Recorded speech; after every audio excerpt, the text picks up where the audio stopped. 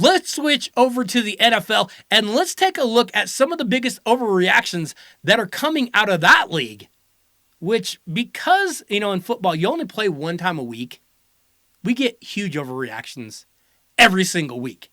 So let's jump into some overreactions that we are seeing in the NFL. And of course, my Denver Broncos found a new and inventive way to lose another game on Sunday as they were driving for the game-winning or game-tying score, and then Broncos quarterback Russell Wilson had the ball stripped. The ball bounced right to a Jets defender on a dead run. He takes it back for a touchdown, and the Jets beat the Broncos in Denver. And of course, after the game, we saw former Broncos head coach Nathaniel Hackett, who is now the offensive coordinator for the Jets. He was getting hugs all around. It was like he had just won a Super Bowl.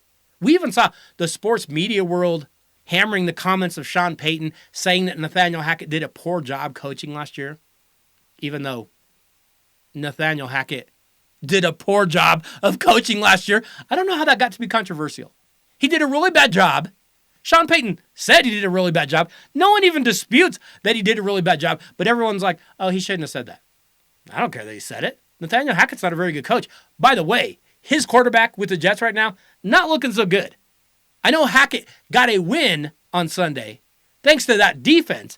Nothing that he did. His quarterback didn't look very good at all. And by the way, threw an interception that could have swung the game and actually gave the Broncos the ball late with a chance to win it. But right now, we are getting a lot of hot takes in the sports media world, and they are telling us that quarterback Russell Wilson is the worst he's ever been. They are hammering Russell Wilson. He fumbled. He's holding the ball too long. He actually got sacked, tried to throw it away, called for intentional grounding earlier in the game and had a safety. Hey, Russ didn't have a great game on Sunday. He didn't play that well. But I just want to throw this out to you. And I'm not a big stats guy. I don't like to come on here and quote a lot of stats. They're pretty boring. But I'm going to give you some stats. I want you to think about them. I want you to just kind of picture this, okay? I'm going to give you two quarterbacks. You tell me which one is having the better year. Quarterback one is completing 66.8% of his passes. Quarterback two is at 66.9%. Okay, about the same. Quarterback one has thrown for 1,287 yards. Quarterback two, 1,210. Again, about the same. Quarterback one averages 7 yards per pass.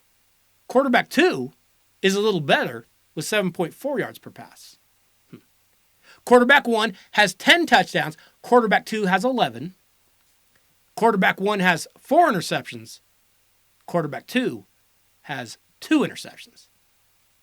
Okay. Well, quarterback one is Chiefs quarterback Patrick Mahomes. Quarterback two is Broncos quarterback Russell Wilson.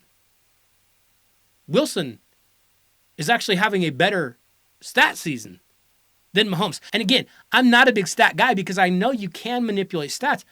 And yet, it does also show Wilson isn't getting the help that Mahomes is.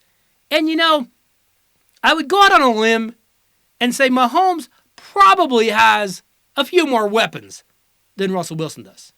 Hey, there are a lot of problems in Broncos country. They don't have an offensive line. They don't have a defensive line. The linebackers aren't great. The defensive coordinator doesn't seem to know what he's doing. They've neglected their offensive and defensive lines for years. They're upside down on the salary cap. They obviously gave Russell Wilson too big of a contract. Hey, if you want to have a beef with Russ, fine. Have a beef with the contract, but the way he's playing this year? No. He's playing pretty well. And I think that's kind of getting lost. But when we hear about this and you say, hey, Russ isn't playing well, he's playing the worst he's ever played, that actually isn't true. But that tells me the sports media world, they're probably not watching the games. Because that's a really lazy take. Russ has played very, very well at times. Very inopportune moment he had on Sunday with the fumble, with the safety. No, there are problems all over in Broncos country. Russ's play on the field, bizarrely, isn't one of them. Okay, so let's go to the other end of the spectrum, where we also have a hot take circulating in sports media that quarterback Mac Jones is completely to blame for the ills of the New England Patriots. Hey, make no mistake, Mac has been awful this year. Do you realize Mac Jones has just 5 touchdowns on the season to 6 interceptions? Okay. But 3 of those interceptions have been returned for a touchdown. That makes it really, really tough to win games. And big surprise, the Pats are struggling. They have now fallen to 1-4 on the season. And in the past 2 weeks against the Cowboys, okay, Cowboys are decent. And the Saints, really? The Patriots have been beaten in those 2 games by a combined score of 72-3. Yeah. And as much as I want to blame Mac Jones, because he seems like kind of a dorky Grayson Allen kind of guy, kind of taking cheap shots when he gets the chance. He'd be like a guy you'd see tripping a defender when he got the chance. I'm not even sure, honestly, at this point, that Mac Jones is fixable. But the problems of the Patriots, they're not his. This is a mess. That front office has made so many mistakes. You can blame Bill Belichick. You can blame whoever you want. But the front office is not getting it done. They have been wasting picks. They have been wasting free agent signings for years, just like my Broncos. And now those problems have come home to roost. Mac Jones is an easy scapegoat because honestly, he kind of seems like a jerk. And yet, just a small part of it can be put at his feet. This is not all his fault. As bad as he has been, the Patriots don't have that much talent. And especially on the offensive weapon side, he doesn't have that much to go to. So, no, this isn't all Mac Jones' fault. But he's been awful. And that's kind of funny. And the Patriots have been awful. And that's really funny. I'm enjoying it. Okay, YouTube, make sure you go over and you check out the rest of the podcast this week because we do have more overreactions. Talk about a few in college football. We also talk about a few more in the NFL.